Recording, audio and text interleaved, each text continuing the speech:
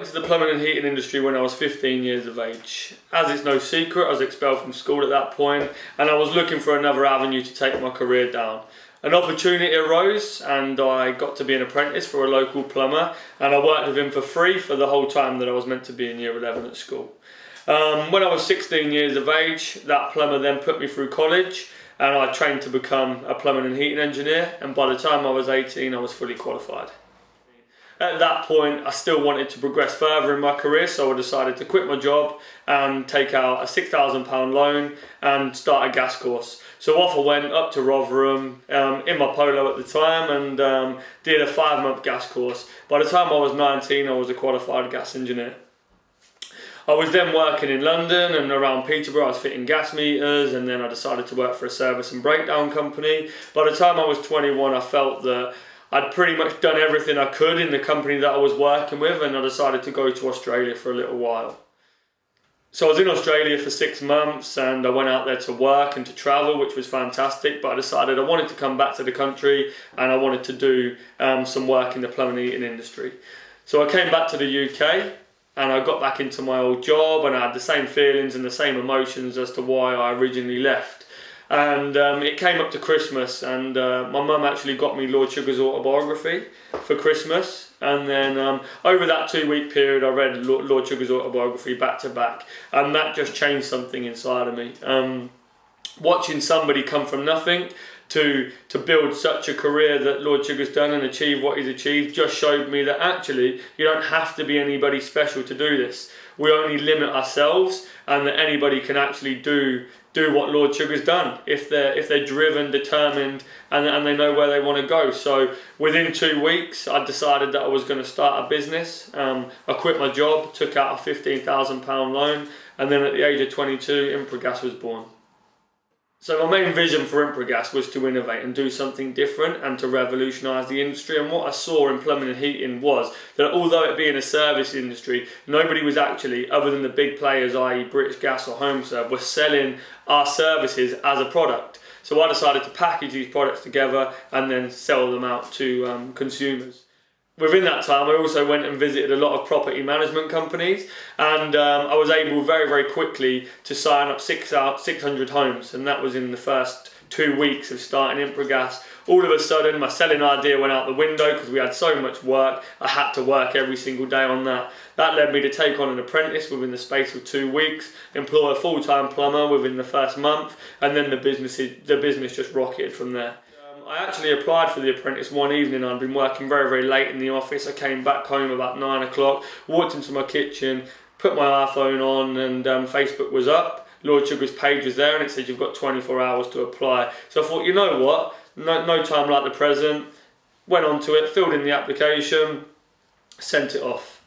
Couple of weeks went by, didn't hear anything back, and then one evening I was laying in bed. It was quite late, I was watching a film, and I just decided to flick through my emails. Off I went back for a couple of weeks and realised that I'd missed the email that was telling me that my interview happened to be the next day for the apprentice.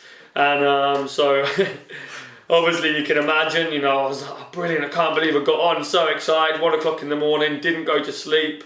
I was up all night thinking of what I was going to say when I got there, how I was going to present myself and make myself stand out. Because for me at the time, Impra-Gas was a business that was running that had 5 employees. I was very much the centre of the business and running the business, and you know, to go on to the apprentice was a massive risk for me because I had to leave my business overnight, and at that point we were servicing around 2,000 homes and I was in the centre of everything that was going on. But you know, the drive and passion inside me knew that I was going to win, and for some reason I just said, well, I don't care, I'm going for it. You know, you've got to risk it if you want it, and I knew that I was going to come back victorious basically. And so yeah, overnight I pretty much disappeared, unable to tell anybody where I'd gone other than the fact that I'd gone to Italy to see some family members, and that was the only contact that I had for 2.5 months. I left Impra-Gas to a lovely lady called Debbie that kept my business together and did a fantastic job, and when I came back it was still alive. You know, and it was there, and I just took back control, and then we drove the business forward into the later part of the year. The show then aired, And then the journey began. The next stage of Impra-Gas and the next stage of my life.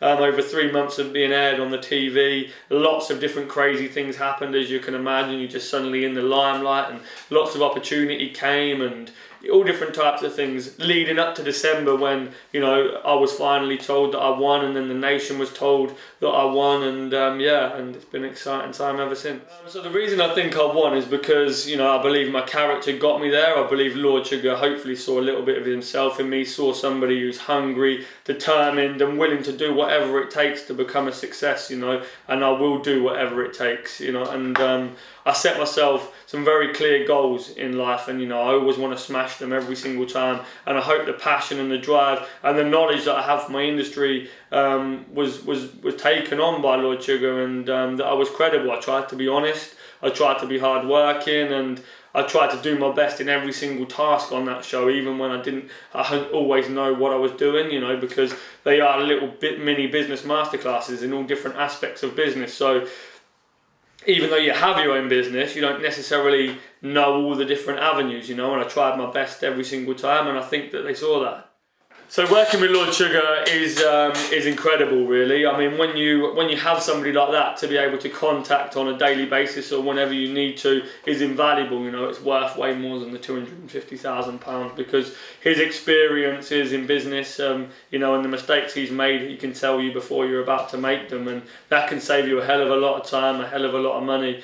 It's strange when you go on your monthly board meetings to be sitting around a table with a billionaire and discussing business, and with the other associates that are in the room at the same time.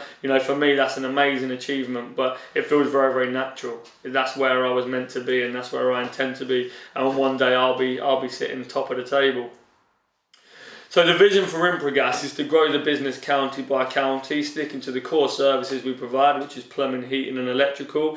We aim to be nationwide within 5 years, and we want to lead innovation in smart technology. I believe that's the future of this industry, and the thermostats, and the home security, and the lighting, and the connectivity. We want to incorporate all of that, and we're working on a product at the moment that will be unique to Impra-Gas, combining a variety of different smart technologies, and we hope that makes us stand out, and we hope that makes us pioneer what is to be the future. So I think apprentices are very important to the industry, because they give companies a blank canvas to work with. They bring youth and excitement to the business, and they bring eager people that want to learn, that haven't been taught bad practices, and you can mould them and develop them in any way that you wish. And they also give a young person a skill for life, something that they can take with them into the future, and it gives them a great platform. For me, my apprenticeship was only ever a platform, because I always knew it was going to take me to the next level, and that's the way it needs to be seen by the young people out there. Don't look at it as something that's not paying you very well, or they're just using me as a lackey. It's your time and your effort that gets you the experience that you need, and you need to learn as much on site as you possibly can within them 2 years, because once you've got the qualification, you can take it in any direction that you wish. So I think trade shows are a great asset to the industry, especially Installer 2016. It's a great place for installers to come, to get hands-on, to learn about the products, to speak to manufacturers, to see what innovation is coming in the industry, what new products are around, and to meet and greet and talk to each other, and and see what everybody's doing in the industry, what we're doing to support apprentices, what we're doing to support new technologies, and what we're doing to support the existing technologies. And that's why I support Installer 2016, and that's why you'll see me there this year.